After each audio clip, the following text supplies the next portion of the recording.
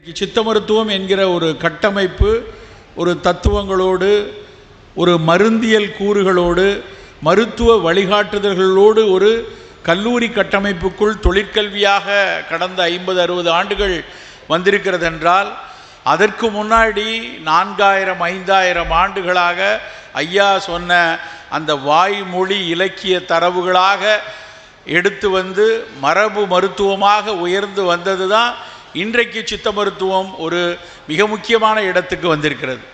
அந்த வகையில் உயரிருந்து மேலிருந்து பார்க்கக்கூடிய அரசனும் அல்லது ஆளுமை மிக்க மக்களும் சொன்ன விஷயங்களை தாண்டி கீழிருந்து விளிம்பு நிலையில் இருக்கக்கூடிய மக்கள்களின் குரல் எப்படியாக இருந்தது, வாழ்வியல் எப்படியாக இருந்தது அப்படிங்கிறத அவர் சொல்ல சொல்ல எத்தனை விஷயங்கள் இந்த உலகத்தில் நாம் கற்றுக்கொள்ள வேண்டி இருக்கிறது அப்படிங்கிறது மனசில் ஓடிக்கொண்டே இருந்தது. இது வெறும் இந்த புத்தக கண்காட்சியில் அதை திரும்ப திரும்ப ஐயா பேசும்போது ஒரு வரி அப்படியே கோடிட்டு போனாங்க. இந்த கதவு என்கிற ஒரு கதை, இந்த ஜப்திங்கிற ஒரு விஷயம்லாம் அன்றைக்கி நமக்கு பெரும்பாலும் மக்களுக்கு தெரிஞ்சிருக்காது.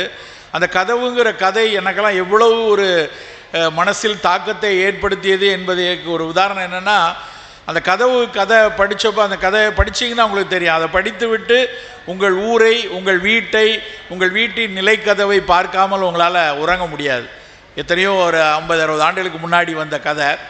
அந்த நிலைக்கதவு கீழே கிடக்கிற காட்சியை பார்த்து இந்த கதவுல என்னெல்லாம் விளையாண்டோம். நான் விளையாண்டுருக்கிறேன் சின்ன பிள்ளையில். கதவுல மேலே ஏறிட்டு 2 பேர் சேர்ந்து கதவை தள்ளுவாங்க. ஊருக்கு போகிறதுக்கு டிக்கெட் கொடுப்பாங்க. இந்த பக்கத்துலேருந்து தள்ளி அந்த பக்கம் அந்த கதவு வந்துச்சுன்னா அதுதான் பெரிய பயணம். அப்படியான பயணத்தில் சிலாகித்திருக்கிறோம்.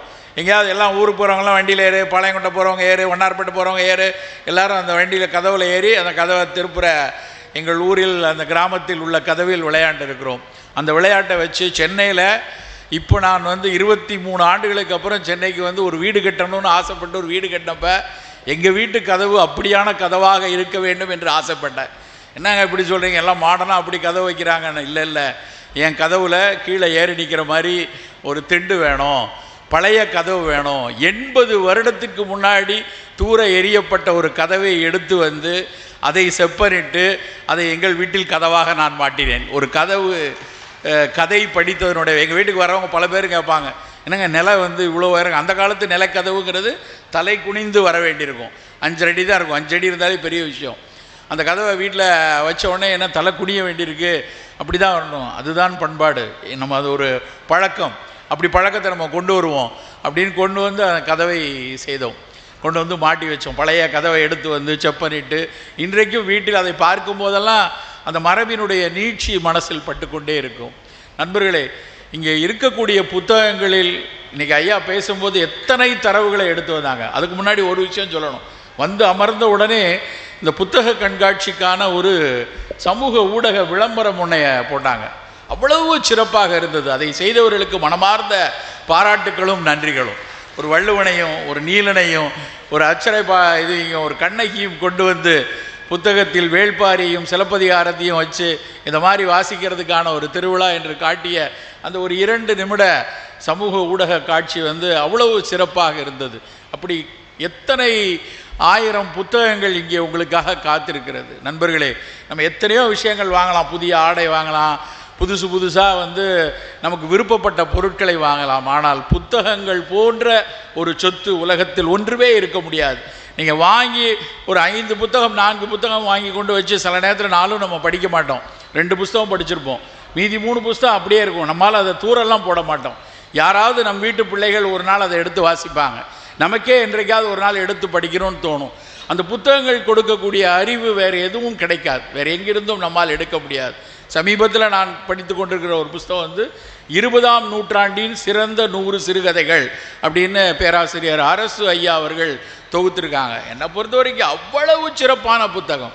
நம்மால் ஒரு 100 வருஷத்தில் சிறந்த சிறுகதைகளை தேடி படிக்கணும்னா எத்தனை 1000 புத்தகம் படிக்கணும், எத்தனை பேர்ட்ட கேட்கணும். அந்த பேராசிரியர் அவர்கள் அவ்வளோ அழகாக தொகுத்திருக்காங்க. எனக்கு பார்த்தோடனே அந்த புத்தகத்தை பார்த்தோடனே அப்படியே அவர் எழுதுகிறார். முதல்ல புதுமை பத்தனில் ஆரம்பித்து சீசு செல்லப்பாவில் முதல் பாகம் முடிகிறது அப்படின்னு ஒரு 50-30 கதை நான் எடுத்து படிக்க முதல் கதை செல்லம்மாள்.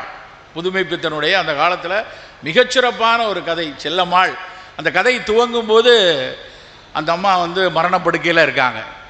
அந்த ஒரு 2-3 நாட்கள் மரணப்படுக்கையில் இருக்கக்கூடிய செல்லம்மாளுக்கும் அவருடைய கணவர் பிரம்மநாயகத்துக்கும் உள்ள உரையாடல் தான் அந்த புத்தகம், அந்த கதை. அதை படிக்க படிக்க அந்த காலத்தில் அவர்களுடைய வாழ்வு எவ்வளவு அழகாக இருந்தது. அன்றைக்கு அந்த மரணப்படுக்கையில் இருந்தக்கூடிய ஒரு பெண்ணுக்கு ஒரு பொருளாதார வசதி இல்லாத நடுத்தர வசதியுள்ள ஒரு மனிதர் எப்படியெல்லாம் அவர் பாதுகாத்தார். அதுக்கு ஒரு சித்த வைத்தியரை கூட்டு வராரு, அப்புறம் ஒரு நவீன மருத்துவரை கூட்டு வராரு. அவர் வந்து ஒன்று ஒன்றா அவங்க கொடுக்கக்கூடிய அந்த செந்தூரம் கொடுக்கறது, அன்னைக்கு ஒரு மாடாக்குழியில் உள்ள விளக்கில் வந்து ஒரு ஊசியை சூடு பண்ணி அந்த இன்ஜெக்ஷன் போட்டு போகிற காட்சி, கடைசியாக தான் ஆசையாக கேட்ட அந்த பச்சை கலர் புடவையை மரணமடைந்த பிறகு அந்த செல்லம்மாளுக்கு போர்த்தி விட்டு முடியக்கூடிய அந்த கதை இப்பொழுதும் மனசுக்குள்ள அவ்வளவு ஒரு புதுமைப்பித்தன். வந்து தமிழ்நாட்டு சிறுகதைகளில் நாவலில் அவர் ஒரு புரட்சிக்காரர். அவர் தான் வந்து அந்த தமிழ்நாட்டு சிறுகதையினுடைய மிக மிக ஒரு முக்கிய கர்த்தா என்று சொல்லலாம். அப்படி அழகான ஒரு கதை. அதே மாதிரி உங்கள் ஊரில் தி. ஜானகிராமன் எழுதிய சிலிர்ப்பு அந்த கதை, நான் ஒரு முறை அதை வந்து நடைப்பயிற்சி போகும்போதெல்லாம் காதில் நான் பவா செல்லத்துறையினுடைய கதை சொல்கிறத கேட்டுகிட்டே போகிற பழக்கம் உண்டு. அப்படி நான் அவர் தி. ஜானகிராமன் எழுதின அந்த சிலிர்ப்பை நான் ஒரு முறை கேட்டிருக்கேன். ஆனால் அந்த பேர் மறந்து போச்சு. ஆனால் அவர் அரசு சாருடைய புக்கில் அந்த சிலிர்ப்பு கதையை படித்தோடனே திரும்ப படிக்கணும் அப்படின்னு அந்த முழுக்க ஒரு 15 பக்கம் உள்ள கதை. அது அழகாக அன்றைக்கு ஒரு தஞ்சாவூரிலிருந்து கும்பகோணத்துக்கு ரயிலில் வரக்கூடிய ஒரு அப்பா பையனை கூட்டு வராரு, இன்னொரு அம்மா ஒரு பொண்ணை கூட்டு போகிறாங்க. இவங்க 2 பேரும் அந்த ரயிலில் உட்கார்ந்து பேசி கொண்டு வருவது தான் கதை. அதுக்குள்ளே அன்னைக்கு இருக்க வாழ்க்கையை அவ்வளவு அழகாக அந்த சிலிர்ப்பு கதையில் அந்த பையன் வந்து பெங்களூர்லேருந்து வருவான். பெங்களூரில் பையனை கூட்டிகிட்டு மாமா வீட்டுக்கு கூட்டு போயிட்டு திரும்ப கூட்டு வருவார். அவங்க மாமா வீட்டிலேருந்து கிளம்பும்போது ரயில்வே நிலையத்தில் ஆரஞ்சு பழம் இருக்கும். இந்த குட்டி பையன் பிச்சு மாமா, அவர் பிச்சுமணி அவர் பேர், பிச்சு மாமா எனக்கு ஆரஞ்சு வாங்கித்தா அப்படின்னு கேட்பார். அவர் காதில் விழாதது போல் திரும்பி கொண்டிருந்தார் அப்படின்னு எழுதுவார். அதில் அவருக்கு ஆரஞ்சு பழம் வாங்கணுன்னு அந்த பையன் கேட்டது தெரியும், ஆனால் வாங்கி கொடுத்தா காசு ஆகுமே திருப்பி நின்னார் அப்படின்னு அதை செய்தி இருக்கும். அந்த பையன் உட்கார்ந்த உடனே சொல்லுவான், மாமா வந்து ஆரஞ்சு பழம் கேட்டவுடனே வாங்கி கொடுக்கல, அவர் தான் 900 ரூபா சம்பளம் வாங்குறாருல, அவர் ஏன் ஆரஞ்சு பழம் வாங்கி கொடுக்கல, நீயாவது 100 ரூபா சம்பளம் வாங்குற அப்படின்னு சொல்லுவார். உடனே அப்பா கேட்பார், நான் 100 ரூபா சம்பளம் வாங்குறேன்னு உனக்கு யார்டா சொன்னா அப்படின்னு. பிச்சு மாமா தான் சொன்னார் அப்படின்பா. அப்போ அவர் போட்டு கொடுத்துருக்காரு, உங்களை விட பெரிய ஆளு நான் அப்படின்னு அந்த அதில் அந்த ஓட்டத்தில் அந்த பையனில் சொன்ன விஷயமா இருக்கும். பையன் ஏக்கத்தோடு வந்து அந்த ரயிலில் உட்காந்துருப்பான். ரயிலில் நிறைய ஆரஞ்சு பழ தொலிகள் கிடக்கும் அந்த கூப்பையில். அந்த ஆரஞ்சு பழ தொலிகள் இருக்கும்போது பார்த்தா முன்னாடி இருக்கவங்களாம் வாங்கியிருப்பாங்க. அந்த பையன் ஏக்கத்தோடு பார்த்ததை அவர் எழுதுவார். அதுக்கப்புறம் ஒரு பொண்ணை கூட்டிகிட்டு ஒரு அம்மா வந்து ஏறும். அந்த பொண்ணு 10 வயது பொண்ணு. அந்த 10 வயது பொண்ணை வந்து எங்கம்மா கூப்பிட்டு போகிறீங்க பொண்ணை, நீங்கள் அவள் பொண்ணுன்னு நினச்சி கேட்பாங்க. இல்லை என் பொண்ணு இல்லை, எங்கள் வீட்டில் வேலைக்கு இருந்த பொண்ணு, இப்போ இன்னொரு ஜட்ஜ் ஐயா வீட்டுக்கு வேலைக்கு போகிறாங்க. 10 வயது குழந்தை வேலைக்கு எங்கே போகிறது என்றால் ஹவுராவுக்கு போகிறாங்கப்பாங்க, கல்கத்தாவுக்கு பணிக்கு போகும். அந்த பிள்ளையிடம் கேட்பார் அவர், என்னம்மா நீ வேலை செய்வ அப்படின்னு கேட்டால், நான் நல்லா துணி துவைப்பேன், நல்ல 10 பாத்திரம்லாம் தேய்ப்பேன், புடவையெல்லாம் மடித்து வைப்பேன், கை குழந்தைகளை நன்றாக பார்த்து கொள்வேன், அந்த குழந்தைய குளிப்பாட்டதெல்லாம் நான் செய்வேன், இப்போ நான் அங்கே தான் போகிறேன் வேலைக்கு, அந்த வேலைக்கு தான் போகிறேன். அன்றைக்கு வாழ்வு எப்படி இருந்தது என்பதை அந்த கதையில் அந்த குழந்தையினுடைய மொழியில் நம்மால் ஜானகிராமன் அதில் எழுதியிருப்பார். அதை படிக்கும்போது அந்த குழந்தை இந்த வயசில் இந்த வேலைக்காக அங்கே போகுது, என்ன சம்பளம் கொடுப்பாங்க அப்படின்னு கேட்டால், தீபாவளிக்கு பொங்கலுக்கு எனக்கு பாவாடையும் சட்டையும் எடுத்து கொடுப்பாங்க, அதுக்கப்புறம் எனக்கு 2 வேளை சோறு கொடுப்பாங்க அப்படின்னு சொல்லி அந்த குழந்தை சொல்லும். அந்த குழந்தைய இப்படியெல்லாம் பேசி கொண்டிருக்கும்போது பசி நேரத்தில் திருச்சியில் புகை வண்டி நிற்கும். திருச்சியில் போய் அவங்க வந்து சாப்பிட்றதுக்கு இந்த குழந்தைய கூட்டு போய் சாப்பாடு வாங்கி கொடுப்பார் அவர், அந்த பையனையும் பொண்ணையும். அப்புறம் பேசிக்கொண்டே வருவார்கள். கும்பகோணத்தில் அந்த குழந்தைய பையனை கூட்டிகிட்டு இவர் இறங்கணும். அப்போ அந்த இடத்துல திருச்சியில் அவர் சாப்பாடு வாங்கிட்டு வரும்போது கொஞ்சம் ஆரஞ்சு பழம் வாங்கி கொடுத்துருவார். இவன் கேட்டுகிட்டே இருக்கானே அப்படின்னு ஆரஞ்சு பழம் வாங்கி கொடுத்துருவார். கும்பகோணத்தில் இறங்கும்போது பையனை கூட்டிகிட்டு இறங்கிடுவார். இறங்கினதுக்கப்புறம் பையன்கிட்ட, டேய் ஆரஞ்சு பழத்தை எங்கடா வச்ச அப்படின்னு கேட்பார். அப்போ அவன் சொல்லுவான், இல்லைப்பா அந்த பாப்பாவுக்கு நான் அந்த ஆரஞ்சு பழத்தை கொடுத்துட்டேன் அப்படிம்பா. கதை அதோடு முடியும். சிலிர்ப்பு, இதை சொல்லும்போது என் கை கூட சிலிர்க்கிறது. அந்த பையன் மனசில் அந்த தான் ஆசையாக கேட்ட விஷயத்தை அந்த குழந்தைக்கு கொடுக்கணுங்கிற ஒரு எண்ணம் விளைந்திருக்கிறது அல்லவா. எவ்வளவு அழகான ஒரு கவித்துவமான ஒரு சிந்தனை அந்த இடத்துல வந்திருக்கு. இந்த கதையை இந்த நூலில், அந்த அரசு தொகுத்த நூலில் அன்றைக்கி ஜானகிராமன் எழுதின கதையை படித்ததுனால தானே எனக்கு அந்த உணர்வு வருது. அப்படியான புத்தகங்களை நீங்கள் வாசிக்க வேணுமா வேண்டாமா? நண்பர்களே, நாம் இங்கிருந்து செல்லும் பொழுது 50 ரூபாயோ 100 ரூபாயோ 200 ரூபாயோ புத்தகங்களை வாங்கி செல்லுங்கள். அரசு மறுபடி இப்படியான புத்தக கண்காட்சிகளை நடத்துவதற்கான அடிப்படை காரணம் வாசிக்க வேண்டும் என்பதற்காகத்தான். நேற்று இரவு நான் வண்டியில் வரும்போது அப்போ கூட ஒரு புத்தகத்தை எடுத்து வரேன். காலையில் இப்போ ஏதாவது ஒரு படிச்சுட்டு வருவோம். என்ன புத்தகம் படிக்கலாம் எடுத்தப்போ ஒரு இந்திய பயணம் அப்படின்னு ஒரு புத்தகம் இருந்துச்சு. அது ஜெயமோகன் எழுதின புத்தகம். அந்த புத்தகத்தில் அவர் குறுக்கு வாட்டில் இந்தியாவை போன ஒரு பயணத்தை எழுதியிருந்தார். அதில் சும்மா நம்ம வரிசையாக படிக்கணும்னு அவசியம், ஒரு 4 பக்கம். அதில் பார்க்கும்போது ஒரு சாரநாத் ஸ்தூபியை பற்றி படிப்போம். எனக்கு தோணுச்சு, நாளைக்கு நாகப்பட்டினம் போகிறோம்.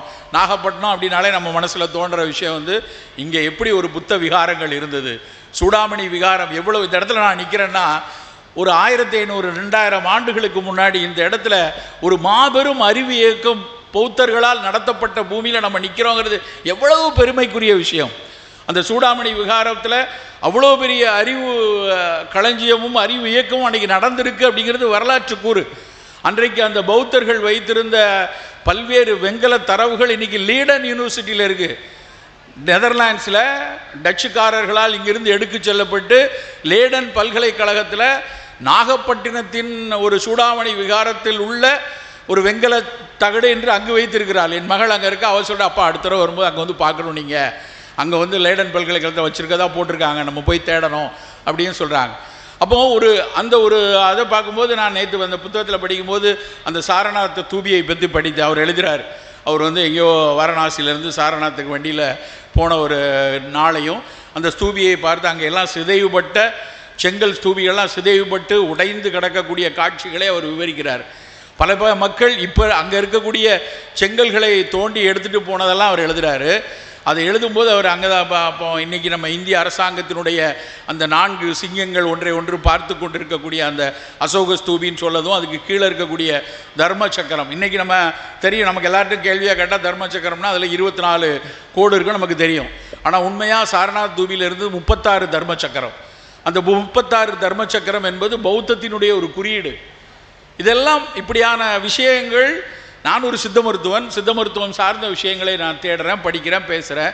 ஆனால் அதை தாண்டி இப்படியான நூல்கள் வழியாக வாசிக்கும் போது மட்டும்தான் சக சமுதாயமும் சமூகத்தையும் புரிந்து கொள்ள முடிகிறது. நண்பர்களே, இப்படியான புத்தக கண்காட்சிகள் நடப்பது என்பது நீங்கள் ஒரு புத்தகம் வேணும், 2 புத்தகம் வேணும், வாங்கி சென்று படித்து கொண்டே இருக்கணும். உங்கள் குழந்தைகளுக்கு வாசிப்பை கற்றுக் கொடுக்க வேண்டும் என்பதற்காகத்தான். வீடு கட்டுறோம் நாங்கள் 23-22 வருஷத்துக்கு அப்புறம்.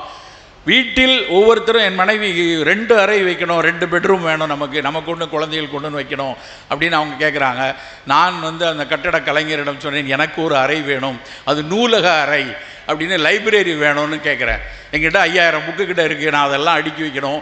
அதெல்லாம் நாவல்கள் தனியாக, கட்டுரைகள் தனியாக, இலக்கியங்கள் தனியாக, சமூக சிந்தனையாளர்களுடைய கருத்துக்கள் தனியாக, அப்படிலாம் அடுக்கி வைக்கணும். அதுதான் எனக்கான ஆசையாக இருந்துச்சு.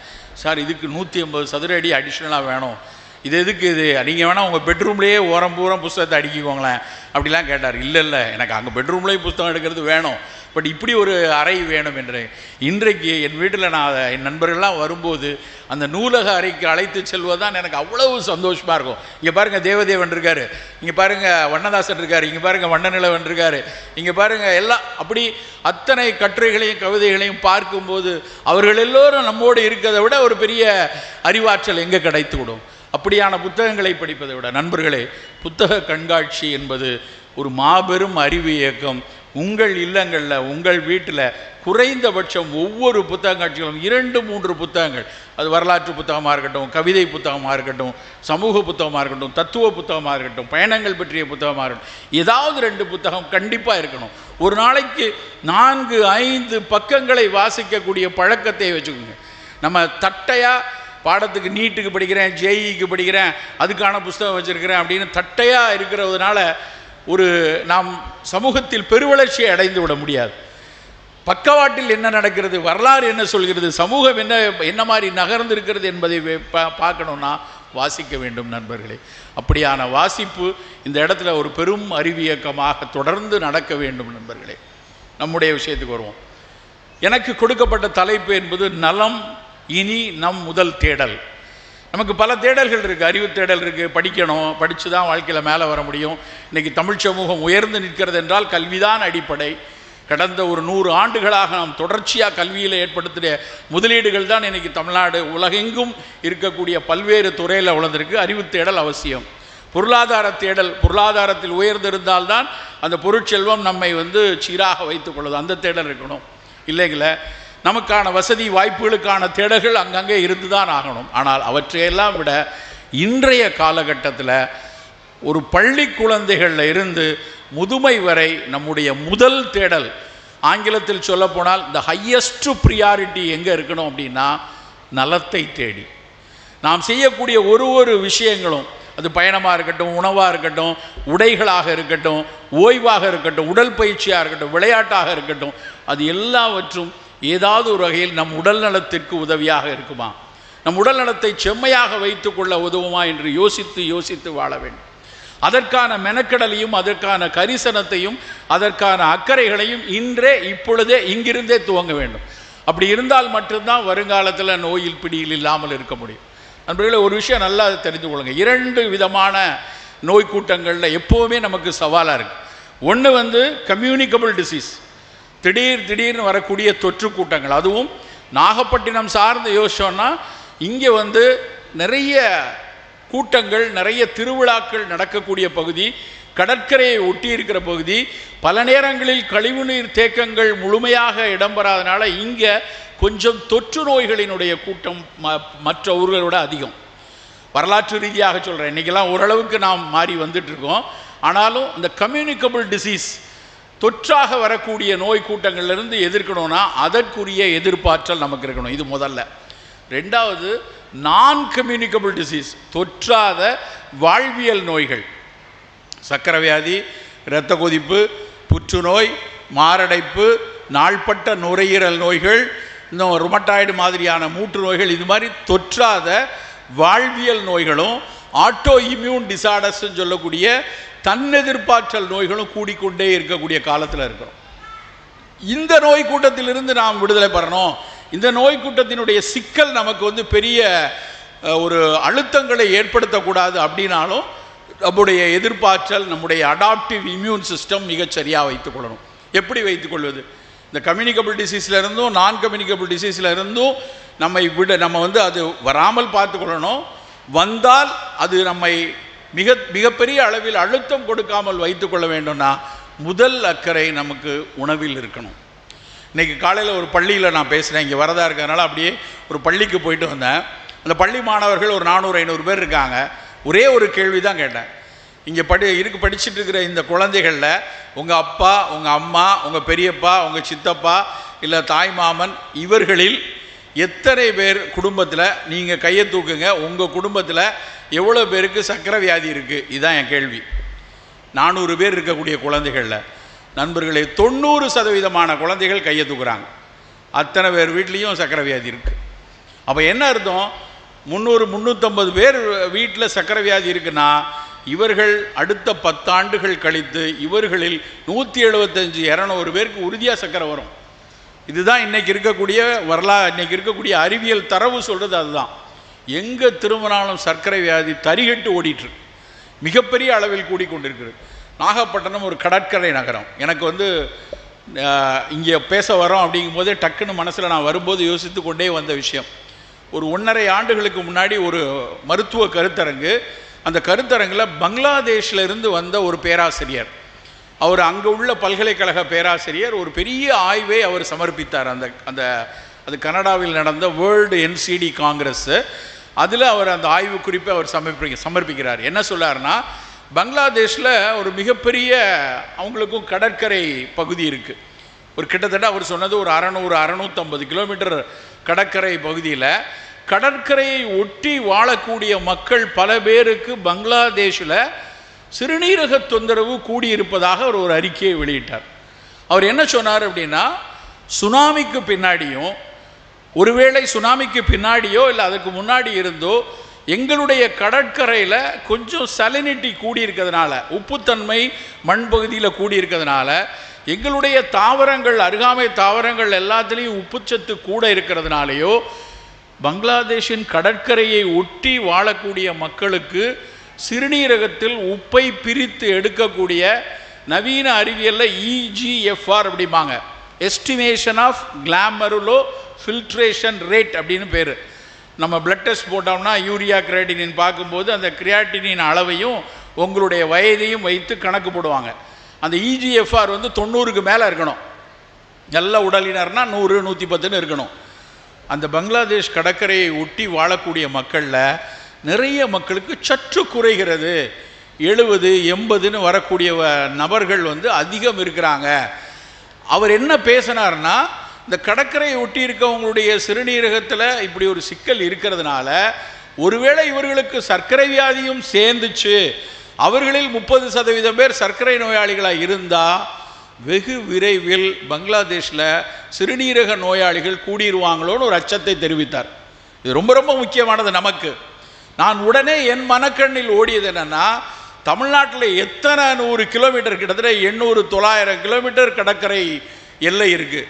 நாகப்பட்டினம், வேளாங்கண்ணி, இங்கே இருக்கக்கூடிய நம்ம அந்த OMR ECRங்கிற அந்த கடற்கரையை ஒட்டி இருக்கக்கூடிய அத்தனை நகரங்கள்லேயும் நம்முடைய மீன்பிடி கிராமங்களும் சரி, கடற்கரையை ஒட்டி வணிகம் செய்து கொண்டிருப்பவர்கள், விவசாயம் செய்து கொண்டிருப்பவர்கள், பெருவாரியான மக்கள் இங்கே இருக்கிற இடத்துல நாம் நம்முடைய சிறுநீரகத்தை பாதுகாப்பாக வைத்துக் கொள்ளணும். முதல்ல நீங்கள் சோதித்து பார்த்துக்கோங்க, உங்களுடைய கிரியாட்டினின் லெவல் நார்மலாக இருக்கா. ஒருவேளை சர்க்கரை இரத்த கொதிப்பு ஆல்ரெடி இருக்குன்னா நாளைக்கே போய் காலையில் உங்களுடைய இரத்தத்தில் கிரியாட்டினின் அப்படிங்கிற அளவு சரியாக இருக்கா. அது உடனடியாக தெரிஞ்சிடாது. கிரியாட்டினின் அளவு எப்போ உயர ஆரம்பிக்கும்னா, சர்க்கரை உங்களுடைய சிறுநீரகத்தில் 50% மேலே அது பாழ்பட்டதுக்கப்புறம் தான் கிரியாட்டினின் கூடும். அதனால் முதல்ல கிரியாட்டின் இருக்கான்னு பார்க்கணும். கிரியாட்டின்லாம் நார்மலாக தான் இருக்குது, அப்போ நான் எவ்வளோ வேணாலும் உப்பு சாப்பிட்லான்னு நினச்சிடக்கூடாது. நாம் சற்று எச்சரிக்கையாக இருக்கணும். உலகத்தில் மற்றவங்க உள்ளூரில் எத்தனை பேர் உப்பு எவ்வளோ எடுத்தாலும் பரவாயில்ல, உப்பளங்களை அதிகமாக கொடுத்து உலகிற்கே உப்பு கொடுக்கக்கூடிய நாம் உப்பை சற்று குறைவாகத்தான் எடுக்க வேண்டும் நண்பர்களே. குறைவான அளவில் தான் நாம் உப்பை பயன்படுத்தணும். தமிழ் சமூகம் வெறுகாலமாக உப்பில்லா பண்டம் குப்பையிலே அப்படின்னு சொல்லியிருக்காங்களே, அப்போ உப்பு போடாமல் எப்படி சார் இருக்குதுமாங்க. அவர் சொன்னது அந்த கருத்து இல்லை. ஒரு எலுமிச்சம்பழமோ ஒரு மாங்காயோ உப்பு போட்டு பதப்படுத்தாவிட்டால் அது கெட்டு போய்விடும். உப்பில்லை என்றால் அது பதப்படுத்தலைன்னா கெட்டு போய்டும் தான் உப்பில்லா பண்டம் குப்பையிலே. சாம்பார்லேயும் பொரியல்லையும் அவரைக்காலையும் மீன்பையும் போட்டு உப்பு அள்ளி போட்டு சாப்பிடுன்னு அவர்கள் சொல்லலை. நாம் தவறுதலாக புரிஞ்சுட்டு எல்லாத்துலேயும் உப்பு கூட சாப்பிட்றோம். குறிப்பாக தமிழ் சமூகம்தான் உலகத்திலேயே அதிக அளவில் உப்பு சாப்பிடுகிறது. ஆனால் அவ்வளோ சொரணம் இருக்க மாதிரி தெரியல, அது வேறு விஷயம். உலகத்தில் எல்லோரும் 4 கிராம் தான், WHO வந்து 4 கிராம் தான் ஒரு நாளைக்கு உப்பு சாப்பிட சொல்லுது. நம்ம எவ்வளோ சாப்பிட்றோம் தெரியுமா? நீங்கள் போய் உங்கள் வீட்டில் கணக்கு போட்டு பாருங்கள். நல்ல கணக்கு போட்டிங்கன்னா ஒரு மாதத்துக்கு 1 கிலோ உப்பு வாங்கினீங்கன்னா 4 பேர் இருக்கக்கூடிய குடும்பத்தில் ஒரே மாதத்தில் அது காலியாக போயிடுது. அப்படின்னா என்ன அர்த்தம்? ஒவ்வொரு நபரும் 8 கிராம் உப்பை சாப்பிட்றோம். WHO 4 கிராம் தான் போட சொல்லுது, ஆனால் நம்ம 8 கிராம் உப்பை போட்டு கொண்டிருக்கிறோம். ஏற்கனவே கடற்கரையின் அருகாமையில் இருக்கிறோம், உப்பு அதிகமாக இருக்கக்கூடிய நிலத்தில் இருக்கிறோம். உப்பு அதிகமாக வந்தால் அதிகம் பாதிக்கக்கூடிய மக்களாகவும் நாம் இருக்கிறோம். அது என்ன சார், அது புரியலையே. உலகத்தில் அமெரிக்கர்களை விட, ஆப்பிரிக்கர்களை விட, ஐரோப்பிய நாட்டினரும் ஆப்பிரிக்க இனத்தினை விட நம்முடைய சிறுநீரகம் சற்று சின்னது நண்பர்களே. நம்முடைய ஃபில்டர் இருக்கு இல்லையா, கிட்னியில் வந்து மில்லியன்ஸ் ஆஃப் ஃபில்டர் இருக்குது. அந்த மில்லியன்ஸ் ஆஃப் ஃபில்டர் வந்து அந்த மேற்கத்திய ஐரோப்பிய மக்களினுடைய சிறுநீரகத்தை விட, ஆப்பிரிக்கர்களுடைய சிறுநீரகத்தை விட நம்ம சிறுநீரகம் கொஞ்சம் சின்னது, ஃபில்டர்கள் கம்மி. அப்படின்னா நம்ம மற்றவங்களை விட குறைவாக உப்பை சாப்பிடணும். ஆனால் நம்ம கூடுதலாக உப்பை சாப்பிட்டுக்கிட்டு இருக்கோம். இன்றைக்கு இந்த புத்தக கண்காட்சியில் வீட்டுக்கு எடுத்து செல்ல வேண்டிய செய்தி 2, உப்பை குறைக்கணும். செய்தி 1, புத்தகம் வாங்கணும், படிக்கணும், வாசிக்கணும். செய்தி 2, உப்பை குறைக்கணும். ஊறுகாய்களை தயவு செய்து எடுக்காதீங்க.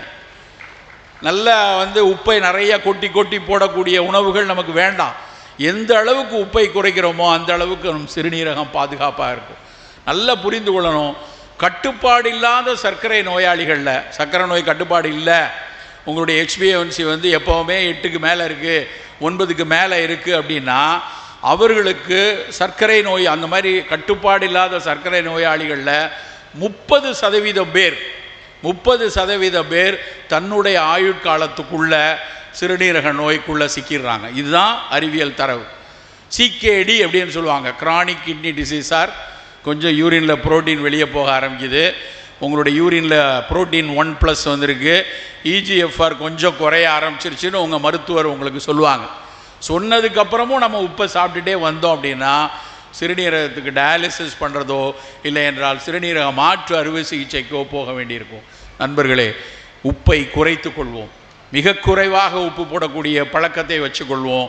சர்க்கரை இரத்த கொதிப்பு இருந்ததுன்னா கூடுதலாக நம்ம உப்பு போடுவதை குறைத்து கொள்வது காலத்தின் மிக மிக கட்டாயமான விஷயம். ரெண்டாவது, உப்புக்கு அடுத்து இனிப்புக்கு வருவோம். இனிப்பு நமக்கு இன்றைக்கி ரொம்ப ரொம்ப கவனமாக இருக்க வேண்டிய, எச்சரிக்கையாக இருக்க வேண்டிய சுவை இனிப்பு. இனிப்பு சுவையெல்லாம் கெடுதி நான் சொல்லலை, ஆனால் இனிப்பை எப்படி சாப்பிடுகிறோம். நம்ம வீட்டில் குழந்தைகள் இருக்குது, இனிப்பு வேணும். நமக்கு காலகாலமாக ஒரு களிப்பான மனதுக்கும் ஒரு குதூகலமான மனதுக்கும் இனிப்பைத்தான் பரிமாறி இருக்கிறோம். ஒரு இலக்கிய தரவு ஒன்றை படித்த ஞாபகம். விஜயநகர பேரரசில் ஒரு மதிய விருந்தில் கிட்டத்தட்ட 64 வகை இனிப்பை கொடுத்துருக்காங்களாம். அவ்வளவு இனிப்பெல்லாம் சாப்பிட்டுட்டு அன்றைக்கி நல்லா தானே இருந்திருக்கிறானுங்க அப்படின்னு ஒரு பக்கம் தோணுது. ஆனால் இன்றைக்கு நம்ம சாப்பிடக்கூடிய இனிப்புகளை எல்லாம் பார்த்தோன்னா ரொம்ப ரொம்ப ரொம்ப ரொம்ப கவலைக்குரியதாக இருக்குது. ஏன் அப்படின்னா, இனிப்பு என்றால் நம்ம மனசில் பட வேண்டிய விஷயம் பழங்கள் தான். பழங்களிலிருந்து வரக்கூடிய இனிப்பையே நம்ம பிரதான இனிப்பாக வைத்துக் கொள்ளலாம். பிரித்து எடுக்கப்பட்ட இனிப்பு, அது வெள்ளை சர்க்கரையாக இருந்தாலும் நாட்டு சர்க்கரையாக இருந்தாலும் நமக்கு அதிகம் வேண்டாம். வெள்ளை சர்க்கரை வேண்டவே வேண்டாம். நாட்டு சர்க்கரையோ கருப்பட்டியோ தேனோ ஒரு விழா காலங்களில் குறைவாக பயன்படுத்தி கொள்ளலாம். அது ஒருவேளை சர்க்கரை வியாதி இல்லாதவர்களுக்கு தேனோ கருப்பட்டியோ சிக்கல் இல்லை. சர்க்கரை வியாதின்னு வந்துருச்சு அப்படின்னா நம்ம, சார் நான் ஒயிட் சுகர்லாம் சாப்பிட்றதில்ல, அதுக்கு பதிலாக கருப்பட்டி காப்பி குடிக்கிறேன் அப்படின்னு சொன்னால் அது ஒரு முட்டாள்தனம். அது கூடுதலாக சர்க்கரையை சேர்க்க தான் செய்யும். ஸோ இனிப்பில் ரொம்ப ரொம்ப ரொம்ப அக்கறையாக இருக்கணும். நம்ம விளம்பரங்களை எடுத்தால் ஸ்வீட் எடு கொண்டாடு அப்படிங்கிறான். உண்மையிலே ஸ்வீட் எடு திண்டாடுன்னு போடணும். இன்றைக்கி வரக்கூடிய பல வியாதிகளுக்கு மிக அடிப்படையான காரணம் இனிப்பு தான். இனிப்புனா நீங்கள் நினைக்கிற மாதிரி வெறும் சர்க்கரை வியாதிக்கு மட்டும் இல்லை, உடல் எடை கூடுறதுலேருந்து, இதய நோய்கள்லேருந்து, தசை நோய்கள்லேருந்து, இரத்த நாளங்களில் உள்ள பிரச்சனைகள்லேருந்து, எதிர்ப்பாற்றல் குறைவாக வரக்கூடிய நோய்கள் அத்தனையிலும் இனிப்பு தான் காரணமாக இருக்குது. ஸோ இனிப்பு மீது மனதில் ஒரு 40 வயது தாண்டியாச்சுன்னா வேணாயா, இனிப்பாக சாப்பிடணும்னு தோணால் ஒரு ஆப்பிளை சாப்பிட்டுக்கோங்க, ஒரு வாழைப்பழத்தை சாப்பிட்டுக்கோங்க, ஒரு கொய்யாவை சாப்பிட்டுக்கொள்ளும். இனிப்பை குறைத்து கொள்ளணும், உப்பையும் குறைத்து கொள்ளணும். சரி, இனிப்பையும் உப்பையும் குறைச்சாச்சு. மற்ற சுவை, அதிகம் தேடி தேடி சாப்பிட வேண்டிய சுவை கசப்பு. கசப்பான உணவுகளில் எங்கேயாவது நலக்கேடுகள் இருக்குதான் நான் தேடி தேடி பார்த்துருக்கேன். கசப்பு சாப்பிட்டா உடம்புக்கு ஏதாவது கெடுதி வருமா? இனிப்பு சாப்பிட்டா நிறைய தெரியுது, உப்பு சாப்பிட்டா தெரியுது. கசப்பான உணவுகள், கசப்பான பாவக்காய், கசப்பான கோவக்காய், கசப்பான வெந்தயம், கசப்பான சுண்டக்காய், இதில் ஏதாவது கெடுதல் உள்ள உணவு இருக்கான்னு பார்த்தா எதுவும் கிடையாது. கசப்பு ஆகச் சிறப்பான சுவைகளில் உண்டு. நமக்கு எல்லாம் தெரியும், நம்ம உலகமே கொண்டாடிய, நம்ம கோவிட் காலத்தில் நமக்கு பேருதவியாக இருந்தது நிலவேம்பு. நிலவேம்பை ஏன் கொண்டாடுறோம்? அதில் இருக்கக்கூடிய ஒரு ஆகச்சிறந்த கசப்பு. அந்த கசப்புக்கு பின்னாடி பிட்டர்ஸ் அப்படின்னு ஆங்கிலத்தில் அவன் பிட்டர்ஸ்ன்னு சொல்கிறான். ஆண்ட்ரோகிராஃபிஸ் பானிகுலேட்டா அந்த பிளான்ட். அந்த பிளான்ட்டில் இருக்கக்கூடிய பானிகுலேட்டா AB அப்படின்னு 2 ஆல்கலைட், ரெண்டுமே அத்தனை கசப்பை நமக்கு கொடுக்கக்கூடியது. அந்த கசப்பில் 2 முக்கியமான பயன் இருக்கு. எந்த கசப்பாக இருந்தாலும் முதல் பயன் அது சர்க்கரையை கட்டுப்படுத்த உதவுறது. 2வது பயன், கசப்பு சுவை இருந்ததுன்னா அது நமக்குள்ள ஒரு ஆட்டோ இம்யூன் டிசீஸ் இருக்குது, தன் எதிர்ப்பாற்றலை கூட்டக்கூடிய ஒரு சிக்கல் உள்ளவங்க, ரொமட்டாய்டு ஆர்த்ரைட்டிஸ் இருக்குது, இல்லை லைக்கன் பிளானஸ்ங்கிற ஒரு பிரச்சனை இருக்குது. இப்படியான ஒரு ஆட்டோ இம்யூன் நோய் நிலைகளில் கசப்பு தான் மிகச்சிறந்த ஒரு உணவாக இருக்கும். அப்போ நமக்கு இந்த மாதிரி மூட்டு வலி வரக்கூடாது. சித்த மருத்துவத்தில் நாங்கள் முதல்ல நிலவேம்பை எதுக்கு பயன்படுத்துகிறோம் அப்படின்னா, ஃபஸ்ட்டு நாங்கள் பயன்படுத்துனது, அதிகம் பயன்படுத்தினது சிக்கன் குனியா காலத்தில். 2006 தான் இந்தியாவில் சிக்கன் குனியா வந்துச்சு. 2006 டிசம்பர் என்று நினைக்கிறேன், கேரளாவில் முதல்ல சிக்கன் குனியா வந்துச்சு. அதுக்கு முன்னாடி உலகத்தில் சிக்கன் குனியா அதிகம் பேசப்பட்டது 1950.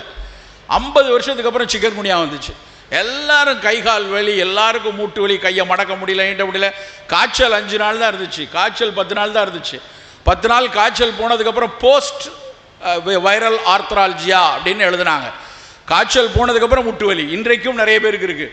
காய்ச்சல் வருது, வந்து போனதுக்கப்புறம் கை கால் வலி, முட்டு வலி, எல்லாம் ரொமட்டாய்டு இருக்கா, அது இருக்கான்னு டெஸ்ட் பண்ணி பார்த்தா அதெல்லாம் நெகட்டிவ். ஆனால் முட்டு வலி இருக்குது, கையை மடக்க முடியல, நீட்ட முடியல, விரல்களில் வலி இருக்குது, பெருமூட்டில் வலி. நிலவேம்பு அவ்வளவு சிறப்பாக பயன்படுச்சு. அது எப்படி பயன்படுகிறது, சிக்கன் குனியால் எப்படி நிலவேம்பு பயன்படுகிறது என்று ஆய்ந்து அறிந்தார்கள். ஆய்ந்து அறியும் போது என்ன சொன்னாங்கன்னா, அந்த நிலவேம்பினுடைய கசப்பு, அதில் இருக்கக்கூடிய அந்த பானிகுலேட் ஏபி, அது வந்து நம்முடைய உடலினுடைய இன்ஃப்ளமேஷனை குறைக்குது. தேவையில்லாமல் அவசியம் இல்லாமல் நடக்கக்கூடிய அழற்சி, இரண்டு எலும்புகளுக்கு இடையில இருக்கக்கூடிய கனெக்டிவ் டிஷ்யூன்னு சொல்லுவாங்க, அந்த ஊடு சதைகளில் ஏற்படக்கூடிய அழற்சியை நிலவேம்பு குறைக்கிறது என்றார்கள். நண்பர்களே, இந்த கசப்பு உள்ள 5 கசப்புகளை சித்த மருத்துவம் பயன்படுத்தும். 5 கசப்பு நாங்கள் சொல்லுவோம், ஆயுர்வேதம் பஞ்சதிக்தம் அப்படின்னு சொல்லும். அந்த 5 கசப்புங்கிறது வேம்பு, நிலவேம்பு, சிவனார் வேம்பு, கறிவேம்பு, சர்க்கரை வேம்பு. 5 வேம்பு தான். வேம்பு, நிலவேம்பு, கறிவேம்பு, சிவனார் வேம்பு, சர்க்கரை வேம்பு. இந்த 5ஐயும் வந்து நாங்கள் கஷாயமாக கொடுப்போம், நெய்யில் சேர்த்து காய்ச்சி கொடுப்போம். அது எல்லாம் இந்த மாதிரி ஆட்டோ இம்யூன் டிசீஸ், அது சோரியாசிஸாக இருக்கலாம், ஆர்த்ரைட்டிஸாக இருக்கலாம், அதற்கு காரணம் கசப்பு தான். எதுக்கு இவ்வளோ தூரம் நான் சொல்கிறேன்னா, உணவில் நம்ம கசப்பை மறுக்கிறோம். நல்லா யோசிச்சு பாருங்க. இன்னைக்கு புதன்கிழமை, கடந்த ஒரு வாரத்தில், கடந்த புதன்கிழமையிலிருந்து இன்னைக்கு வரைக்கும் எத்தனை பேர், நல்ல மனசாட்சியை வைத்து கொண்டு சொல்லுங்க, எத்தனை பேர் தினம் கசப்பு சாப்பிட்ருப்போம்? தினம் கசப்பு சாப்பிட்ருப்போம்? யாராவது கை தூக்குங்க. ஒருத்தர் இருக்க மாட்டோம். இப்போ அடுத்த கேள்வி, எத்தனை பேர் தினம் ஏதாவது ஒரு இனிப்பை சாப்பிட்ருப்போம்? தினம் ஏதாவது ஒரு இனிப்பை சாப்பிட்டவங்க 80% மேலே. சில பேருக்கு சந்தேகம், சாமியார் மாதிரி ஆசீர்வாதம் பண்ணுறாங்க, எடுத்தனான்னு தெரியல, எடுக்கலையான்னு தெரியலன்ட்டு. ஆனால் ஏதாவது ஒரு இனிப்பை நாம் கண்டிப்பாக தினசரி எடுக்கிறோம். ஆனால் ஏதாவது ஒரு கசப்பை நாம் எடுக்க தவறுறோம். நண்பர்களே, இன்றைக்கு வீட்டுக்கு எடுத்து செல்ல வேண்டிய செய்தி நம்பர் 3, இனிமேல் தினசரி ஏதாவது ஒரு கசப்பை நாம் எடுத்து செல்வோம். வீட்டில் ஏதாவது ஒரு கசப்பு. எப்படி சார் கசப்புக்கு என்ன பண்ண? ஒன்றுமே இல்லையா, வெந்தயத்தை வறுத்து பொடி பண்ணி வச்சுக்கோங்க. வெந்தய பொடியை ஒரு 1/2 ஸ்பூன் காலையிலையும் மதியம் வாயில் போடலாம். வெந்தயத்தினுடைய பயனை நினச்சிங்கன்னா நினச்சி பார்க்க முடியாத நல்ல பலன்கள் வெந்தயத்தில் இருக்குது. ஃபெனுக்ரீக், அது ஒன்றும் சித்த மருத்துவத்தில் ஆதியில் சித்தர்கள் சொல்லி வந்ததில்லை. இடைக்காலத்தில் நம்ம வெளியில் அலெக்சாண்டர்லேருந்து வந்ததாக சொல்கிறார்கள், கிரீக்கத்திலேருந்து கொண்டு வந்ததாக சொல்கிறாங்க. ஆனால் வெந்தயம் மட்டும்தான் சாலிபிள் ஃபைபர், இன்சாலிபிள் ஃபைபர், அதாவது கரையக்கூடிய நார், கரையாத நார்கள் ரெண்டும் உள்ளது வெந்தயம் மட்டும்தான். கரையக்கூடிய நார் என்ன பண்ணுன்னா இதயத்தில் இருக்கக்கூடிய கொழுப்பை கரைக்கும். கரையாத நார் வந்து மலத்தை தள்ளிவிடும், குடல்ல இருந்து மலத்தை தள்ளி விடுறதுக்கு. ரெண்டும் இன்னைக்கு ரொம்ப ரொம்ப அவசியம் 40 வயசுக்கு மேலே. அப்போ 40 வயதுக்கு மேற்பட்டவர்கள் ஏன் தினம் வெந்தயத்தை ஒரு காலையில் 1/2 ஸ்பூன், மத்தியானம் 1/2 ஸ்பூன் எடுக்கக்கூடாது? கசப்பான ஒரு மிகச்சிறந்த ஒரு விதைப்பகுதி வந்து வெந்தயம். ஸோ வெந்தயத்தை எடுத்துக்கொள்ளலாம். சுண்டக்காய் வந்து உடல் சார்ந்த பல நோய்களுக்கு முதல் மருந்து. இரிட்டபிள் பவல் சிண்ட்ரோம்னு சொல்லுவாங்க. சாப்பிட்டோடனே மோஷன் போகிற ஒரு பழக்கம் இருக்கும். அதெல்லாம் காபி குடித்தா ஒரு தடவை கக்கூஸ் போயிட்டு வரணும், காலை சாப்பாடு சாப்பிட்டா நான் போய் டாய்லெட் போயிட்டு வரணும், எங்கேயாவது வெளியே கிளம்புனா எதுக்கு இருங்க 1 நிமிஷம் டாய்லெட் போயிட்டு வரேன், அப்படி சில பேர் இருப்பாங்க. அந்த இரிட்டபிள் பவல் சிண்ட்ரோமுக்கு சுண்டக்காய் வத்தல் அவ்வளவு நல்லது. நம்ம சாதத்தில் கொஞ்சம் சுண்டக்காய் பொடியை போட்டு சாப்பிடலாம். நாம் சில அக்கறைகளை, கரிசனங்களை வீட்டிலிருந்தே ஆரம்பிக்க வேண்டும் நண்பர்களே. நான் அன்றைக்கி ஒரு நண்பர் வீட்டில் சாப்பிட போனப்போ அவர் வந்து வேப்பலை பொடின்னு ஒன்று போட்டார். ஒரு 7-8 வருஷம் இருக்கும். வேப்பலை கட்டின்னு கொடுத்தாரு. நான் வந்து அவ்வளோ அந்த வேப்பலைக்கு நல்லாயிருக்கும், நீங்கள் சாப்பிட்டு பாருங்கள் அப்படின்னு சாதத்தில் போட்டு சாப்பிட்டா ரொம்ப சுவையாக இருந்தது. நான் அந்த பரிமாறினவங்க நான் நினச்சிக்கிட்டேன் வேப்பலை கட்டினா வேப்பலை எல்லாம் போட்டு செஞ்சுருப்பாங்க போல் அப்படின்னு.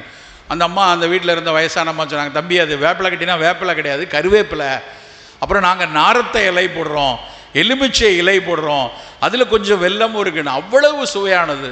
நம்ப மாட்டீங்க, கடந்த 4-5 ஆண்டுகளாக தினசரி ஒரு 1/2 ஸ்பூன் நான் அந்த வேப்பலை கட்டி போட்டு தான் சாப்பிட்றேன். சாதத்தில் அதை போட்டு சாப்பிட்றேன். ஏன்னா கசப்பு தின சமயத்தில் கிடைக்காம போயிடலாம். ஒருவேளை பாவக்காய் வீட்டில் செய்யலை, ஒருவேளை கோவக்காய் இல்லைன்னா அந்த வேப்பலை கட்டி போட்டுப்போம். அன்னப்பொடி என்று ஒரு பொடி செய்வாங்க வீட்டில், நாமளே செஞ்சு வச்சுக்கலாம். இதெல்லாம் வந்து உடனே இதுக்கு அன்னப்பொடி செய்கிறதுக்கு உடனே போய் ஏதாவது நியூட்ரிஷன் கோர்ஸ்லாம் படிக்க வேண்டாம். நீங்களே தேடி பார்த்தீங்கன்னா அந்த அன்னப்பொடி செய்கிறது வீட்டில் சித்த மருத்துவம் அதை அஷ்டச்சூரணம்னு சொல்லும். 8 சரக்கு உள்ளது. அன்னப்பொடி, சுக்கு, மிளகு, திப்பிலி, ஏலக்காய், சீரகம், பெருஞ்சீரகம், இது மாதிரி 8 சரக்கு, கருவேப்பிலை, இந்துப்பு, அவ்வளோதான். அதை பொடி செய்து அதை சாதத்தில் போட்டு சாப்பிடுவாங்க. சீரணத்தை செம்மைப்படுத்துவது. ஏன்னா இன்றைக்கி ரொம்ப ரொம்ப முக்கியம், பல நோய்கள் ஆரம்பிக்கிறது வயிற்றில் இருந்து தான். உன் வயிறு சரியாக இருந்ததுன்னா, உன்னுடைய சீரணம் சரியாக இருந்ததுன்னா, உன்னுடைய மலம் வெளித்தள்ளப்பட்டு வாயு தங்காமல் இருந்தால் பல வியாதியை நாம் வெற்றி கொள்ளலாம். வயிறு சரியாக இருந்ததுன்னா இன்னொரு முக்கியமான விஷயம் என்ன தெரியுமா? வயிற்றில் நமக்காக உழைத்து கொண்டிருக்கக்கூடிய நுண்ணுயிரிகள் சந்தோஷமாக இருக்குன்னு அர்த்தம். நல்லா புரிந்து கொள்ள வேண்டியது என்னென்னா, நமக்காக நமக்கு முகம் தெரியாத பல மக்கள் உழைத்து கொண்டே இருக்கிறார்கள் நண்பர்களே. நாம் அவர்களை எல்லாம் மறக்கிறது தான் அறமற்ற செயலினுடைய அஸ்திவாரம். இப்போ நம்ம இங்கே உட்கார்ந்துருக்கோம் அப்படின்னா, இங்கே நம்ம எல்லாரும் உட்கார்ந்ததுக்கோ நான் வந்ததுக்கோ நமக்கு தெரிந்தவர்கள் மட்டுமா காரணம்? எத்தனை பேருடைய உழைப்பு நம்ம இங்கே கொண்டு உட்கார வச்சிருக்கு. அதே மாதிரி தான் இன்னைக்கு மத்தியானம் நீங்கள் சாப்பிட்ட ஒரு கத்திரிக்காயின் சுவைக்கு, கத்திரிக்காய்க்கு நேரடியாக தெரிஞ்ச அந்த விவசாயியோ இல்லை என்றால் அதை வணிகம் செய்த ஒரு வணிகரோ மட்டும் காரணம் இல்லை. இந்த மண்ணுக்கு கீழே இருக்கக்கூடிய முகம் தெரியாத பல பாக்டீரியாக்களும் மண்புழுக்களும் சேர்ந்து தான் கத்திரிக்காயின் சுவையை நமக்கு கொண்டு கொடுத்துருக்கு. அப்போ அந்த மண்புழுவையும் அந்த நுண்ணுயிரியை நம்ம எவ்வளோ பாதுகாப்பாக வச்சுக்கணும். அதனால்தான் நம்மாழ்வார் போன்றவர்கள் திரும்ப திரும்ப அந்த மண்ணுக்கு கீழே நமக்காக தினம் தினம் வேலை செய்து கொண்டிருக்கக்கூடிய உயிரிகளை பாதுகாப்பாக வைத்துக் கொள்ளுங்கள் சொல்கிறாங்க.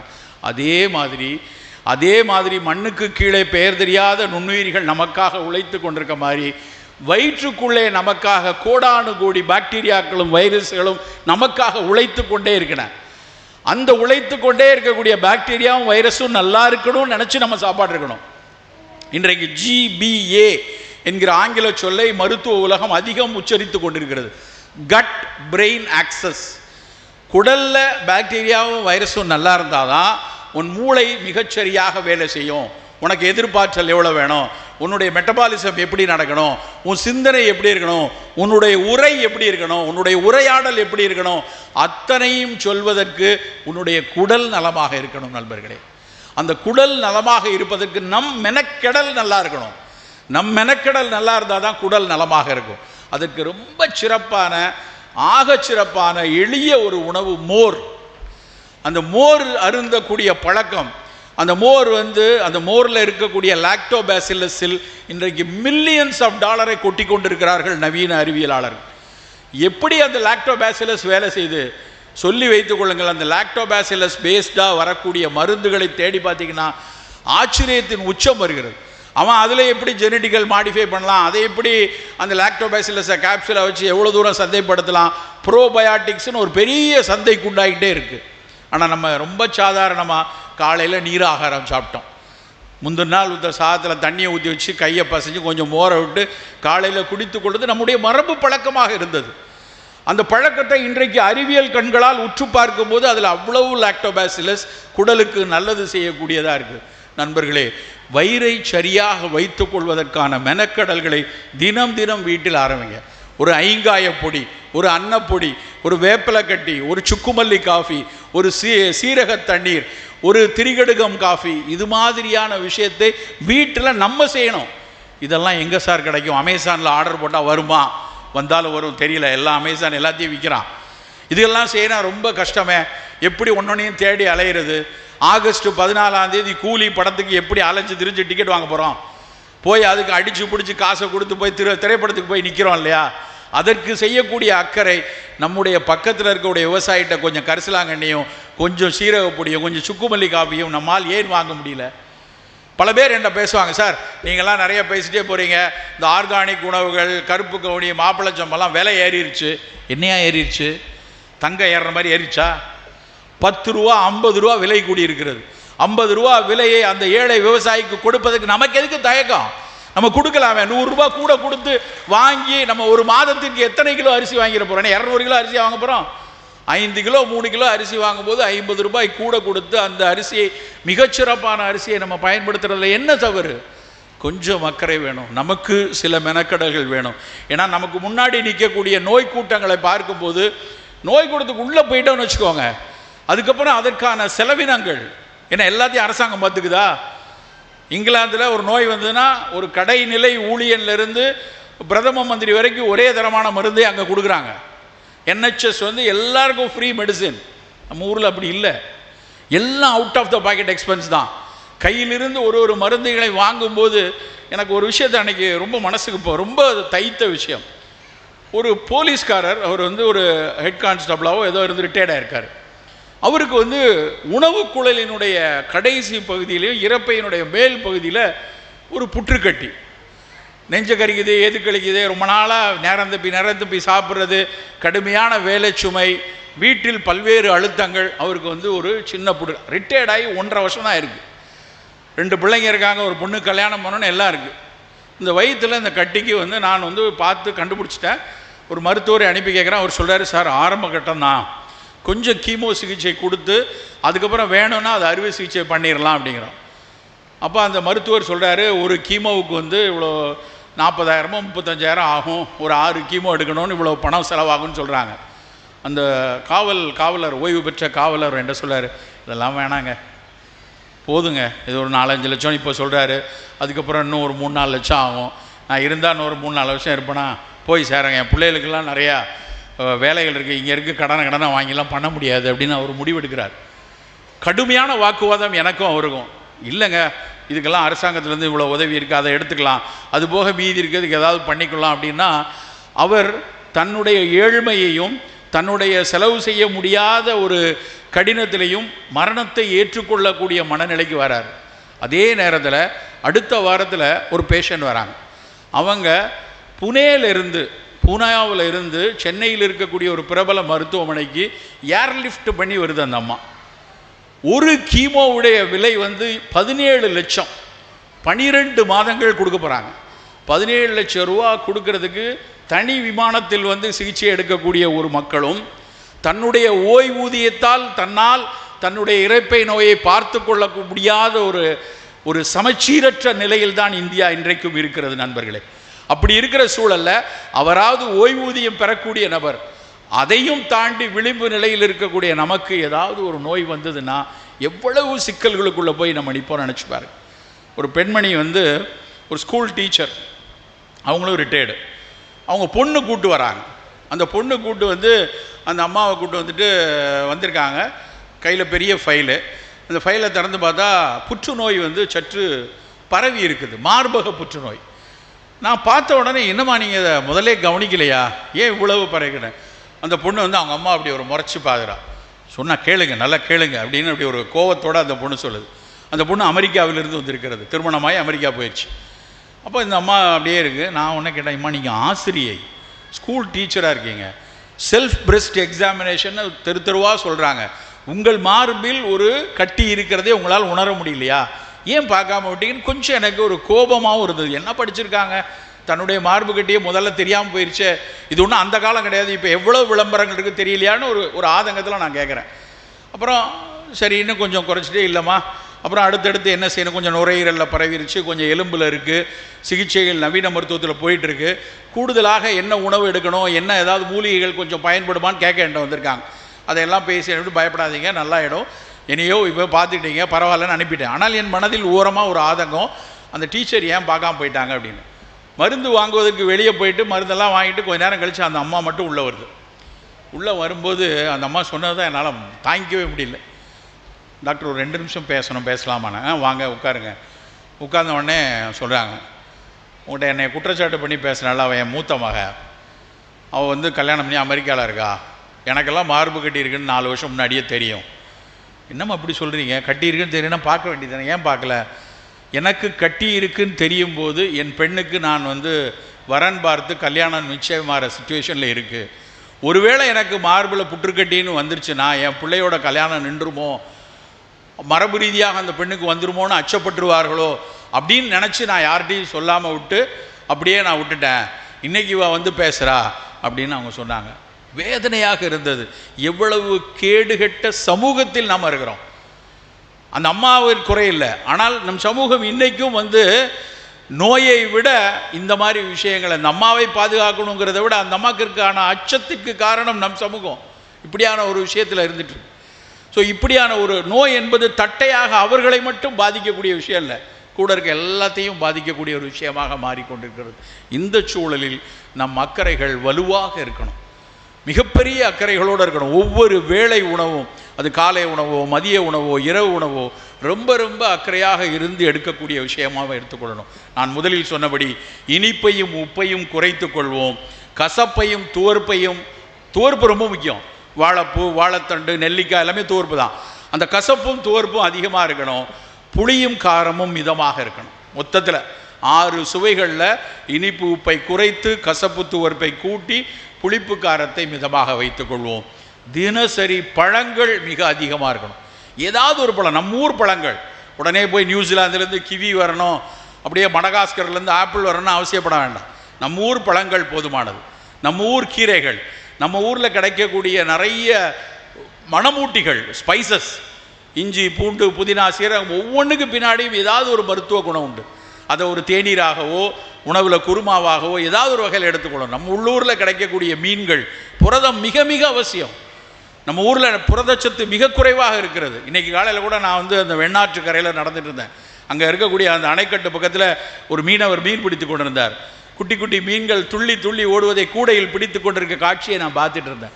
என்ன சார் அது மீன், என்ன மீன் கேட்டால் அது சாறு முட்டி அப்படின்னு சொன்னார். இப்படி குட்டி மீனில் இருந்து இங்கே கிடைக்கக்கூடிய வாவலில் இருந்து எத்தனை கடல் மீன்கள், உடலுக்கு அவ்வளவு நல்ல மீன்கள் நமக்கு கிடையாது. மீன்கள் பிரதானமான உணவாக நம்ம இருக்கட்டும். புரதங்கள் மிக அதிகமாக தேவைப்படக்கூடிய காலகட்டத்தில் நம்ம இருக்கோம். உணவில் ஒட்டுமொத்தத்தில் அக்கறையாக இருக்கக்கூடிய சமுதாயமாக நாம் மாற வேண்டும். கடைசியாக இறுதியாக மிக முக்கியமான ஒரு விஷயத்தை நம்ம ஏற்றுக்கொள்ளணும். சர்க்கரை கூடுது, இரத்த கொதிப்பு கூடுது, புற்றுநோய் கூடுது, இதெல்லாம் ஒரு பக்கம். கூடிக்கொண்டே இருக்கக்கூடிய இன்னொரு நோய் மது வெறி நோய். யாரை பார்த்தாலும் திரும்ப திரும்ப தன்னால் சொல்கிறது என்ன அப்படின்னா, கொஞ்சமாக குடித்தா தப்பு இல்லை, சோஷியல் ட்ரிங்கிங் தான், எப்போவாவது நான் குடிப்பேன்னு சொல்லி குடிக்கு மெல்ல மெல்ல ஒரு அங்கீகாரத்தை கொடுத்து கொண்டிருக்கிறார்கள். பெருவாரியான சமுதாயம் குடியை ஏற்றுக்கொள்ளக்கூடிய விஷயமாக வந்து கொண்டிருக்கிறது. நண்பர்களை நன்றாக தெரிந்து கொள்ளுங்கள். எந்த ஒரு குடியும் எந்த ஒரு அளவிலும் ஏற்றுக்கொள்ளக்கூடியது கிடையாது.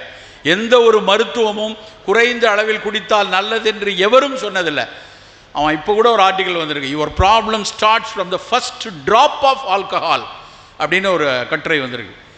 யாருக்கு அது பாதிக்கும் யாருக்கு பாதிக்காது என்பது தெரியாது. சில பேர் தினம் குடிக்கிறான், ஒன்றும் ஆகலை அப்படின்னா அவனுடைய கட்டமைப்பு அப்படி. பட் அந்த கட்டமைப்பு உனக்கு இருக்கிறதா எனக்கு இருக்கிறதா என்று ஆய்ந்தறிய இன்னைக்கு ஆய்வுகள் எதுவும் கிடையாது. அப்போ மதுவை அருந்தும் பொழுது நாமே ஒரு சிக்கலுக்குள் போகக்கூடிய ஒரு சூழலில் இருக்கும். நண்பர்களே, ஒருபோதும் மது அருந்துவதை ஏற்றுக்கொள்ளாதீர்கள். பெண்களே, மது அருந்துபவர்களை ஒருபோதும் நீங்கள் ஏற்றுக்கொள்ளாதீர்கள். நன்றி, வணக்கம்.